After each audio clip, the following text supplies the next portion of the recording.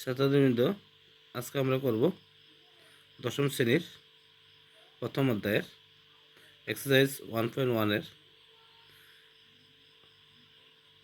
Question number 3 এবং 4।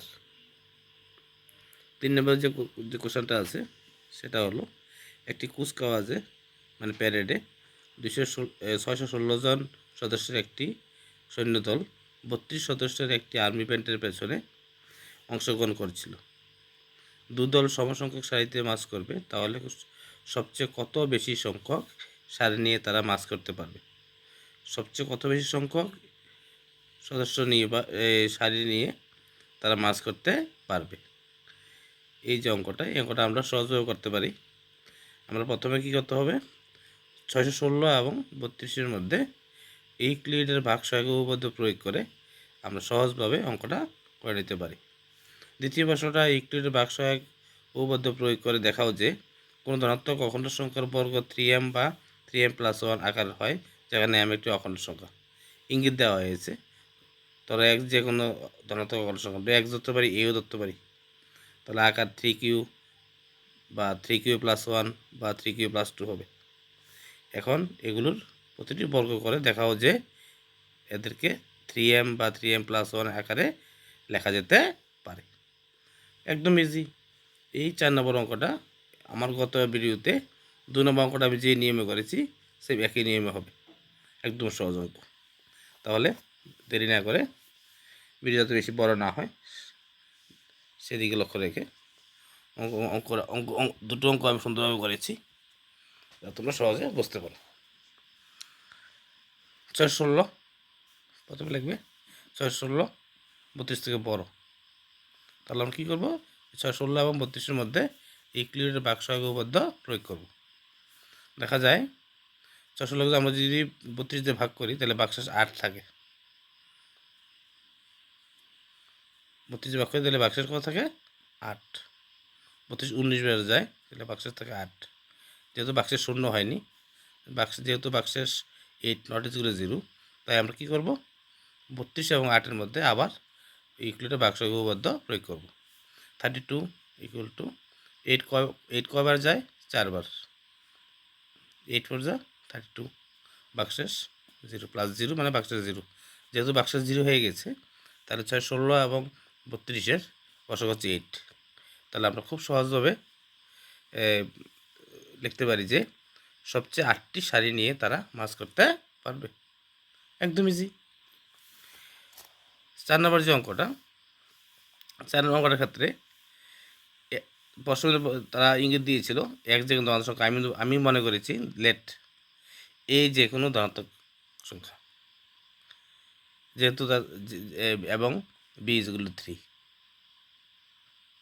ঠিক আছে। তাহলে আমরা এখন কী লিখবো, সুতরাং ইউক্লিডের ভাগসহায়ক উপপাদ্য অনুযায়ী আমরা জানি A is equal to B Q plus R. তো যেহেতু বি এর মান 3 ধরেছি, তাহলে 3q প্লাস আর। 0 থেকে আর বড় বা আর এর সমান, কিন্তু আর থেকে 3 বড়, সুতরাং আর এর মান 3 থেকে বড় হতে পারে না, যেখানে কিউ একটি অখণ্ড সংখ্যা। সুতরাং আমরা লিখতে পারি আর যেগুলো 0 0 1 2, আর মান 3 থেকে বড় হবে না, তাহলে আমরা আর মান কী করতে পারি, 0 1 2। যদি আর এসগুলো 0 হয়, তাহলে এ ইজগুলো টু 3q, 1 নং সমীকরণ ইকুয়েশন। 1 নং ইকুয়েশন বা বাংলাতে বললে যদি বলি 1 নং সমীকরণ। আর ইজগুলো টু, যদি আর ইজগুলো 1 হয়, তাহলে এ ইজগুলো টু 3q প্লাস 1, 2 নং সমীকরণ। যদি আর ইজগুলো 2 হয়, তাহলে এ ইজগুলো টু 3q প্লাস 2, 3 নং সমীকরণ। 3 সময় পেয়ে গেলাম, আর মান 2 2 আছে হাইয়েস্ট, 3 লেখা যাবে না। সুতরাং এখন আমরা এই তিনটা সমীকরণকে বর্গ করে দেখব। প্রথম একটা সমীকরণে কি আছে, এ ইজগুলো টু 3q, তাহলে বর্গ করলাম, উভয় পক্ষে বর্গ করলাম, কী হয় 9q স্কোয়ার। 9q স্কোয়ার যদি আমরা যদি একটু উৎপাদক আকারে লিখি, 3 × 3q স্কোয়ার।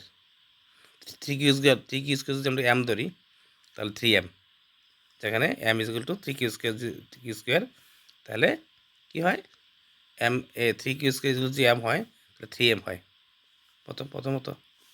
দ্বিতীয়ত